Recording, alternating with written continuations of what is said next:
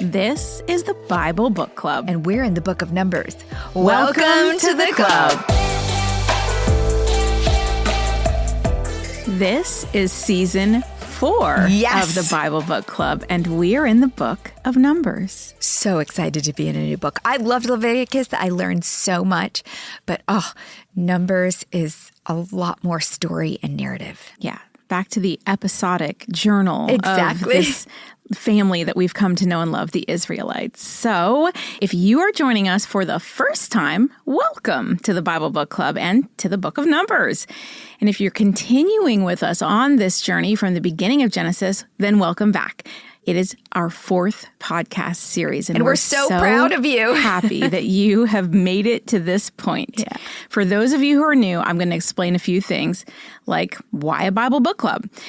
We chose a Bible book club because the Bible is the #1 selling book of all time. It's the only book that can change your life literally today. It must be read, though, and it needs to be discussed. The thing is, we know that few people have time to read, let alone try to understand this book in a really meaningful way. It has over 1,000 pages. That's a lot. We're busy. But what if all you had to do was listen? While you drive, while you work out, while you fold your laundry, whatever it is that you're doing, you can just listen. We'll read it to you. So it's just one book of the Bible that you're curious about, or if you're curious about the entire book and you've never read the Old Testament and only the New Testament, this Bible book club is for you.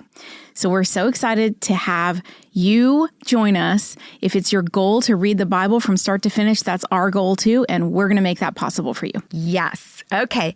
So let's do a Moses recap. Numbers is the continuation of Moses' mission to get the Israelites to the Promised Land. That mission began in Exodus, which is a story of how God delivered the Israelites from Egypt. Also in Exodus, the Israelites began their time at Mount Sinai, where they received the 10 Commandments and all those instructions on how to build that beautiful tabernacle. But at the end of Exodus, they could not enter that tabernacle because they needed to be holy. Now, Leviticus is the story of how God provided a way for the people of Israel to live in his holy presence. And that's where his presence was, in that tabernacle. That book was a lesson in laws, lots of laws, as Heather said, law school, that included laws for rituals and laws for purity, all with the purpose for the Israelites to be holy as God is holy. Now, Numbers is the next book in Moses' journey. The Israelites at this point are still camped out at Mount Sinai. It is not quite a year since the very first Passover. I know for most of you who went through Leviticus, you feel like it's longer than a year. It has not been. But it is time to prepare for the move to the Promised Land. Numbers is the story of how God faithfully led Israel through the wilderness despite their rebellion. Here is our intro to Numbers. Okay, let's talk about the name. The name Numbers is a Greek translation and a title given to the book because of the censuses taken in the book. However, the Hebrew title for the book is Bamidbar, which is the 5th word of the first verse of the book. It means in the wilderness, which is a much more fitting title, as the Israelites are going to spend a lot more time wandering in the wilderness than they are going to be spending time taking a census. They're actually going to wander in this one book for 38 years. Now, the theme of Numbers is God's faithfulness despite Israel's rebellion, and it's something that we need to remember always as an example to us, that God will be faithful despite our rebellion. The key verse of Numbers, and I chose this because there's lots of people who think different verses are key, because Numbers covers a lot of ground. It's a little bit of law and a lot of narrative. I love the verse 14:11. It says this, "The Lord said to Moses, how long will these people treat me with contempt? How long will they refuse to believe in me, in spite of all the signs I have performed among them?" And I love this because it kind of characterizes the close relationship Moses and God have. You can vent frustration to those you know well because you know they're on your team. This is not the only time that either Moses or God has been frustrated with the Israelites. It's actually a recurring theme. And the two of them, Moses and God, sound like two parents venting about their children. It's a rhetorical question for God that he asks how long, because he knows the answer. He's simply venting to his buddy Moses. All right, the location in the Bible. Numbers is the fourth of the 5 books of the Torah, or Pentateuch, also called the Book of Law. Numbers is also the 4th book of the Bible. All 5 books in the Torah, Genesis, Exodus, Leviticus, Numbers, and Deuteronomy, were written by Moses and form the foundation for the Bible. And if you're curious about the breakdown of all the books in the Bible, we have 2 charts that we're going to put in the show notes. A chart of the Hebrew breakdown of the Old Testament books and a chart of the Bible's breakdown of the Old Testament books into 5 sections. Yeah, so you can compare them. And we've had them in the past in other seasons, so they're kind of fun to look at. Now, the structure of Numbers, it could be divided many different ways. There are several interesting ways to create an outline for this book because, like I said, it's got a lot of content. The simplest is to divide the book into 2. The first division is chapter 1 through 25, the story of the rebellious generation of people that die in the wilderness. The second division is chapters 26 through 36, the story of the obedient generation of people that get to live in the promised land. And you will understand that more as we go on. Another pattern in the book is that the content flips back and forth between narrative and laws. And Mary Douglas, a favorite of ours from Leviticus, actually uses this outline in kind of a round pattern where it goes round and round and kind of repeats on each side. It's fascinating. She's got quite the literary mind. Contrary to Leviticus, Numbers has a lot more narrative and less laws. Praise the Lord. That's a good thing for those of you who like stories. Yes. The laws prescribe how Israel is to travel to the promised land and what to do when they arrive there.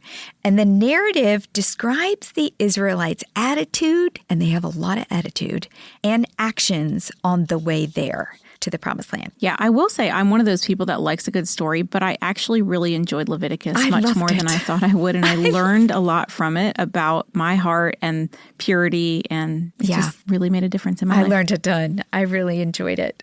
I was deathly afraid of it, though, but no more.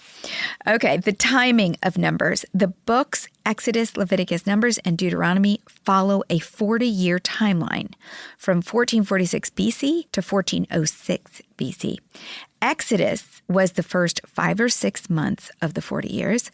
Leviticus was another 5 or 6 months. Numbers will be a little over 38 years, and we will finish Moses' journey with Deuteronomy for the last 7 months of the 40 years. The bulk of the 40 years will happen in this book, Numbers. And we also have a helpful visual timeline of that compares the dates to the books of the Bible, to the Israelites' locations throughout Moses' journey from Egypt to the Promised Land, all in the show notes. Go check it out because if you're visual like me, we need those things. Yeah, we have a great graphic designer who does a really good job. Okay, what can we, as New Testament believers, learn from Numbers? In the New Testament, Paul gave a summary of the book of Numbers as a warning to us about Israel's wilderness wandering in 1 Corinthians 10. Yeah, and the great thing about this is if you didn't know that this was the book of Numbers that he was summarizing here, you wouldn't even know. But wait till we finish this book because everything that happens in the entire book is right here. For I do not want you to be ignorant of the fact, brothers and sisters, that our ancestors were all under the cloud and that they all passed through the sea. They were all baptized into Moses in the cloud and in the sea. They all ate the same spiritual food and drank the same spiritual drink, for they drank from the spiritual rock that accompanied them, and that rock was Christ. Nevertheless, God was not pleased with most of them. Their bodies were scattered in the wilderness. Now, these things occurred as examples to keep us from setting our hearts on evil things as they did. Do not be idolaters, as some of them were, as it is written. The people sat down to eat and drink and got up to indulge in revelry. We should not commit sexual immorality, as some of them did. And in one day, 23,000 of them died. We should not test Christ, as some of them did, and they were killed by snakes, and do not grumble as some of them did, and they were killed by the destroying angel. These things happened to them as examples and were written down as warnings for us, on whom the culmination of the ages has come. So if you think you are standing firm, be careful that you don't fall. No temptation has overtaken you except what is common to mankind, and God is faithful. He will not let you be tempted beyond what you can bear.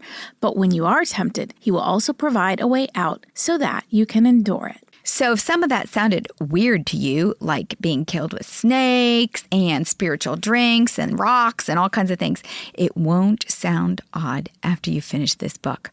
Paul just summarized the first 40 years of God's covenant relationship with Israel.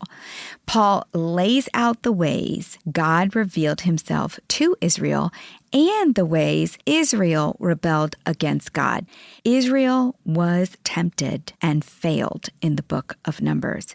We too will be tempted, but Paul tells us we can be different in our relationship with God.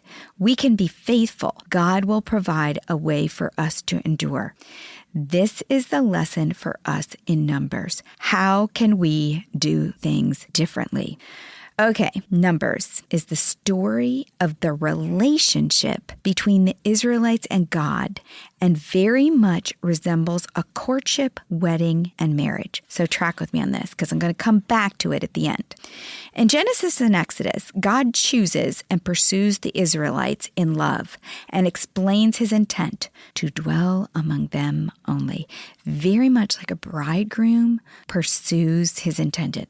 Now in Leviticus, God lays out the plans for how they will live together. Okay, we're going to get married. This is how we're going to live together. This, in Numbers, is where the wedding ends and the marriage begins. This is where the Israelites' relationship with God will be tested. As we begin Numbers, we open in the honeymoon phase. Everyone is excited and ready to take a trip to their new life in the Promised Land. And Israel is getting organized and packed for the journey. To do that, they take their first census of this book. Remember, we had a census in Exodus. This is the first census in this book. This is the census of the tribes. The purpose of this census was to get a count of men who could serve in the army. War was looming for Israel. You cannot march into the land of other countries with over 2 million people without being seen as a threat. There would be a battle over the land. And the distance to the border of the Promised Land should only take 11 days. So they had to 40, get, I know, 39. So they had to get ready now. They're very urgently taking this census because they got to know, who do we have to fight, thinking we could be there like in a few weeks. That didn't happen. The census of the men was counted by tribe. Verse 1, the Lord spoke to Moses in the tent of meeting in the desert of Sinai on the first day of the second month of the second year after the Israelites came out of Egypt. He said, take a census of the whole Israelite community by their clans and families, listing every man by name, one by one. You and Aaron are to count according to their divisions all the men in Israel who are 20 years old or more and able to serve in the army. One man from each tribe, each of them the head of his family, is to help you. These are the names of the men who are to assist you. From Reuben, Elazar, son of Shadur. From Simeon, Shelumiel, son of Jerusadai. From Judah, Nahshon, son of Amminadab. From Issachar, Nathaniel, son of Zuar. From Zebulun, Eliab, son of Helon. From the sons of Joseph. From Ephraim, Elishama, son of Ammihud.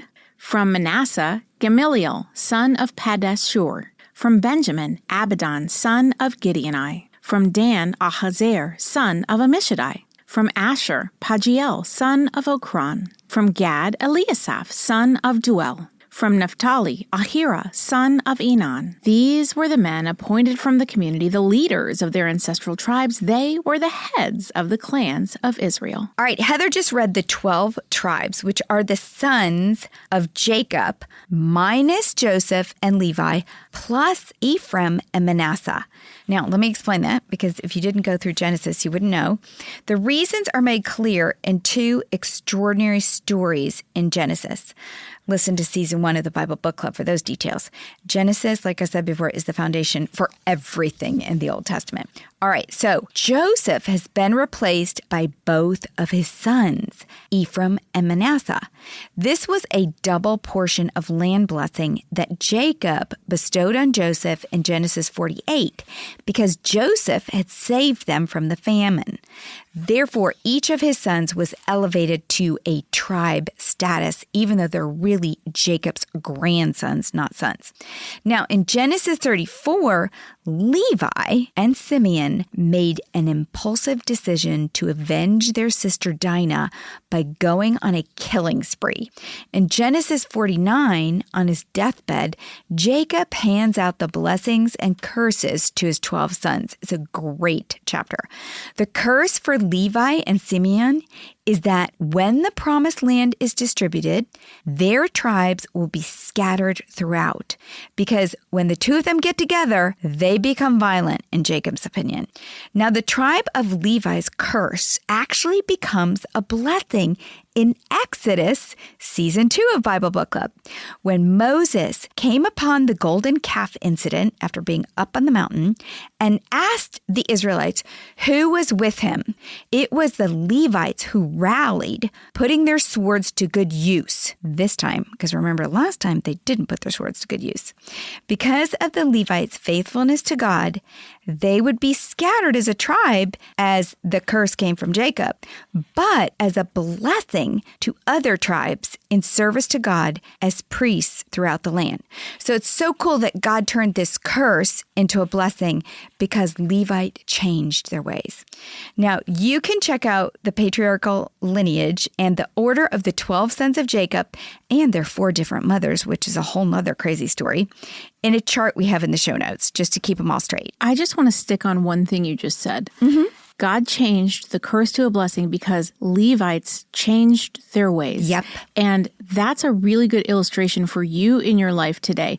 You are not too far gone, no matter how far you've strayed, no matter what you've done, no matter the past you've had, you're never too far gone. You can change your ways and God can still bless your life. Why not do it today? God makes all things good according to his purpose. He can do anything. Okay, carry on. Verse 17, Moses and Aaron took these men whose names have been specified, and they called the whole community together on the first day of the second month. The people registered their ancestry by their clans and families, and the men 20 years old or more were listed by name, one by one, as the Lord commanded Moses. So he counted them in the desert of Sinai. From the descendants of Reuben, the firstborn son of Israel, all the men 20 years old or more who were able to serve in the army were listed by name, one by one, according to their records of their clans and families.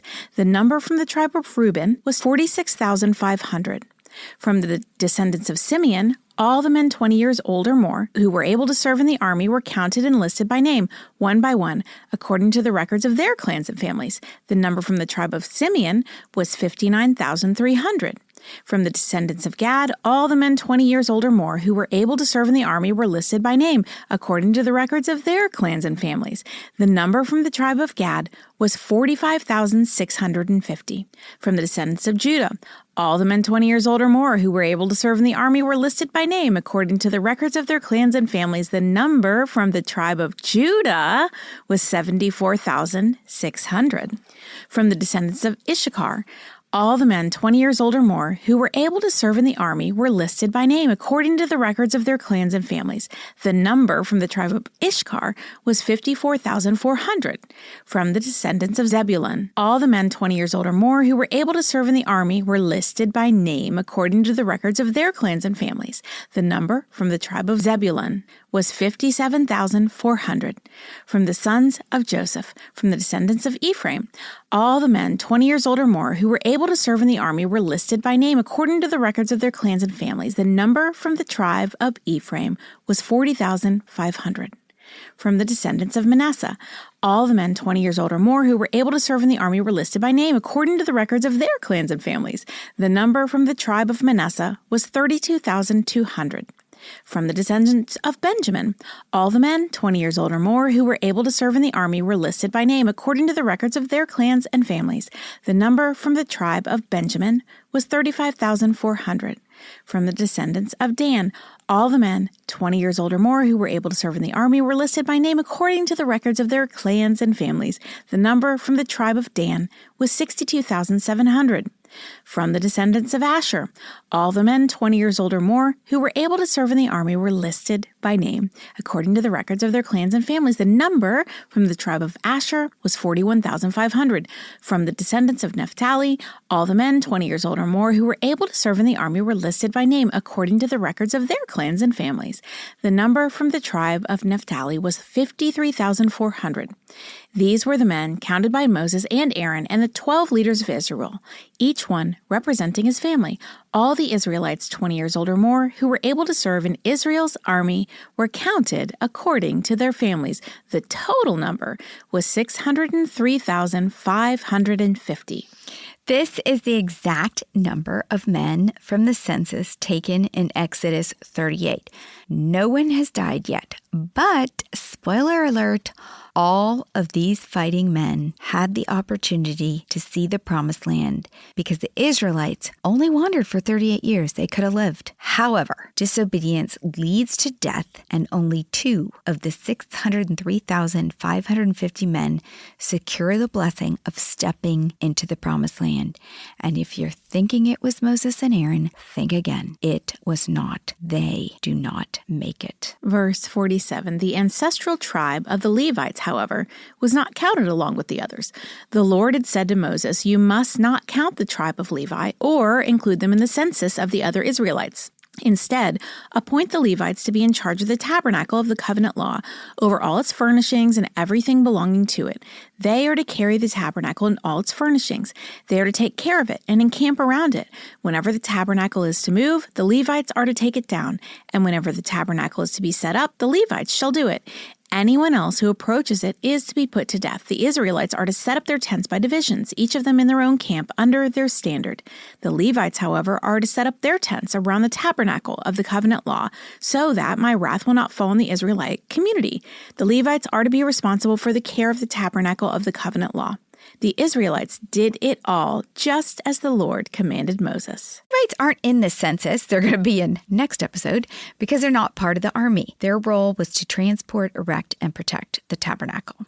Okay, let's move on to the tribes are then going to be placed protectively around the tabernacle. So now that we have a census, God is going to position them all. Now here's the arrangement of the tribes, and I love the symmetry of God. He is the master who creates order out of chaos, starting in Genesis 1, whether it's the universe or a nation. If you too are amazed by what God can do with chaos, you will love the image we have in the show notes. It is a beautifully detailed drawing of the Israelites camped around the tabernacle, penned by a Dutch illustrator and engraver named Han Luken in 1705. We have added a key to help you follow along with the placement of the tribes, but I love it because it's so detailed and there's so many tiny tents. It kind of gives you a picture of, wow, this was a lot. Like it was a lot. And any other diagram I've seen in any other commentary just does not do it justice. Now, to summarize the layout of the camp, the tabernacle is going to be in the middle. God desires the same today. He wants to be in the middle of our lives. The tabernacle is going to be surrounded on all 4 sides by the Levites, details to come in the next episode. The book of Joshua states that then there is a space of 2,000 cubits between the Levites and the tribes, which makes sense after all we read from Leviticus about making sure the tabernacle was protected from impurity. Then the tribes are the outer sides of the square. 4 groups of 3 tribes placed on each side of the square, protecting the Levites and then also protecting the tabernacle in the middle of the Levites. Each of the 4 groups of 3 tribes has a leader tribe. The leader tribes are Judah, Reuben, Ephraim, and Dan. Kind of seems like God knew what he was doing. Oh my gosh, he's so organized. I love it. Chapter 2, the Lord said to Moses and Aaron, the Israelites are to camp around the tent of meeting some distance from it, each of them under their standard and holding the banners of their family. On the east, toward the sunrise, the divisions of the camp of Judah are to encamp under their standard. The leader of the people of Judah is Nahshon, son of Amminadab. His division numbers 74,600. The tribe of Issachar will camp next to them. The leader of the people of Issachar is Nathaniel, son of Zwar. His division numbers 54,400. The tribe of Zebulun will be next. The leader of the people of Zebulun is Eliab, son of Helon. His division numbers 57,400. All the men assigned to the camp of Judah, according to their divisions, number 186,400. They will set out first. So this is the first group of 3, and the description lists the groups in clockwise rotation, beginning in the east. So this group is in the east. We're going to go on to the other 3 groups in a minute. The east was the direction of the sunrise and the standard starting point for Israelite direction. East, south, west, and north. We kind of started in the north. They started with the east. The first tribe listed was Judah, and we should not be surprised about this. Judah is the 4th brother of the 12 sons of Jacob, and he has a unique story which is told in Genesis. He is the 4th son of Leah, the wife that Jacob did not love. Leah named him Judah, which means I will praise the Lord, because with her first 3 boys, her hope was to gain her husband Jacob's attention. But he only had eyes for her sister Rachel. Well, finally, with the birth of this 4th son, Judah, she realized that God was the desire of her heart, and she praised him instead. You've got to listen to season 1. Judah is a great guy. However, he makes some mistakes, a couple of really big ones, but turns his heart back to God and demonstrates that he is a man of faith. At the end of Jacob's life, it is Judah who receives the promised blessing of a future forever king in his lineage. The Messiah, the promised seed, will come from this tribe. Jacob prophesied this in Genesis 49 when he blessed his son Judah, saying, "The scepter will not part from Judah, nor the ruler's staff from between his feet, until he to whom it belongs shall come, and the obedience of the nations shall be his. He will tether his donkey to a vine, his colt to the choicest branch. He will wash his garments in wine, his robes in the blood of grapes." I am very tempted to complete the story of each of these tribes and what will become of them as prophesied by Jacob. But that might take a whole episode. Binge season 1 for all the stories and prophecies of the tribes of Jacob. Verse 10, on the south will be the divisions of the camp of Reuben. Under their standard, the leader of the people of Reuben is Elizur, son of Shadur. His division numbers 46,500. The tribe of Simeon will camp next to them. The leader of the people of Simeon is Shelemiel, son of Zurishaddai. His division numbers 59,300. The tribe of Gad will be next. The leader of the people of Gad is Eliasaph, son of Duel. His division numbers 45,650.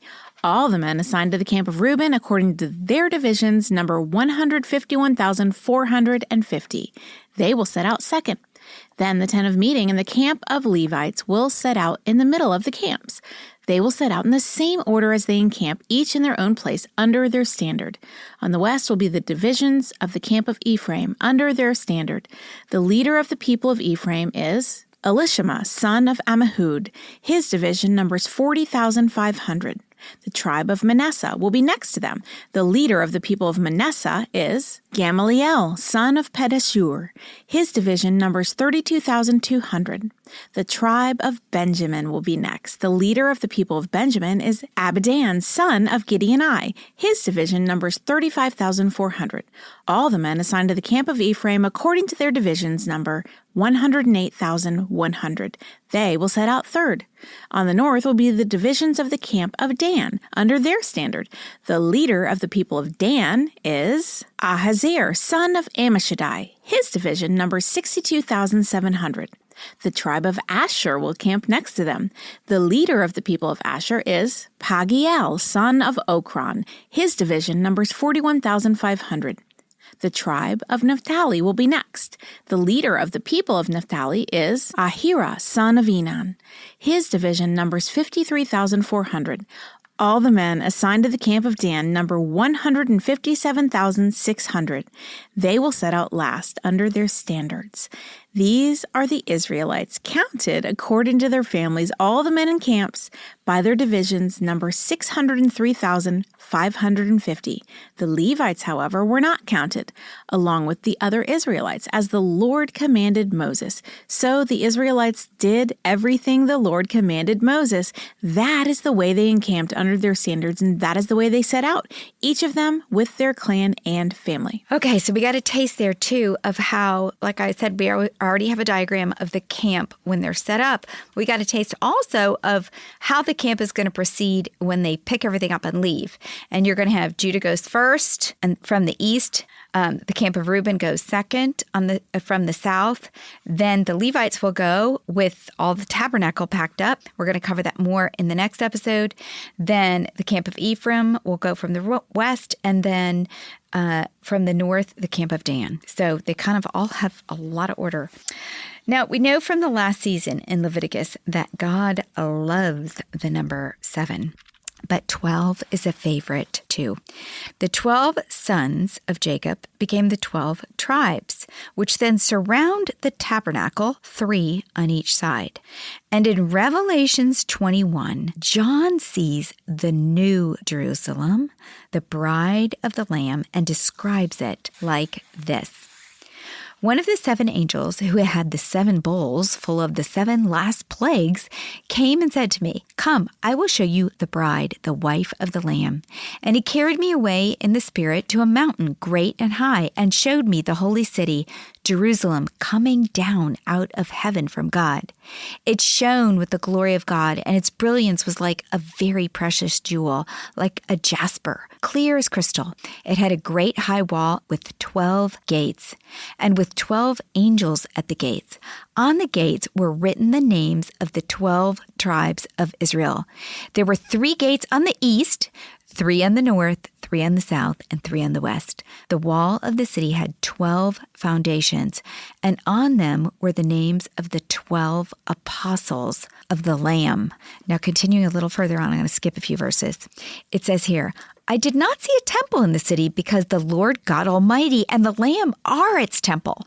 The city does not need the sun or the moon to shine on it, for the glory of God gives it light, and the Lamb is its lamp. The nations will walk by its light, and the kings of earth will bring their splendor into it. On no day will its gates ever be shut, for there will be no night there. The glory and honor of the nations will be brought into it. Nothing impure will ever enter it, nor will anyone who does what is shameful or deceitful, but only those whose names are written in the Lamb's book of life. The bride of the Lamb, this is another marriage, like I said in the beginning, another covenant. The new covenant of the New Testament. And it is our promised land where we will be ushered in through the gates of the 12 tribes of Israel, and we will stand on the foundation of the 12 apostles of the New Testament. And there will be no temple because we will dwell with God in person, and the light from the glory of God will eliminate all darkness, and we will never be cast out as Adam and Eve were, and nothing impure will ever touch us as in Leviticus, because disease and death will be ancient history.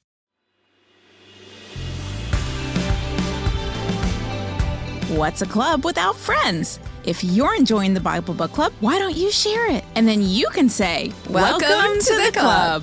New episodes drop every Monday, and get all episodes now on Amazon Music. As always, head over to susanme.com/Bible Book Club for show notes from today's episode. Bible Book Club is hosted by Susan Merrill and Heather Rubio, edited by Buck Buchanan, produced by Hayley Mawat.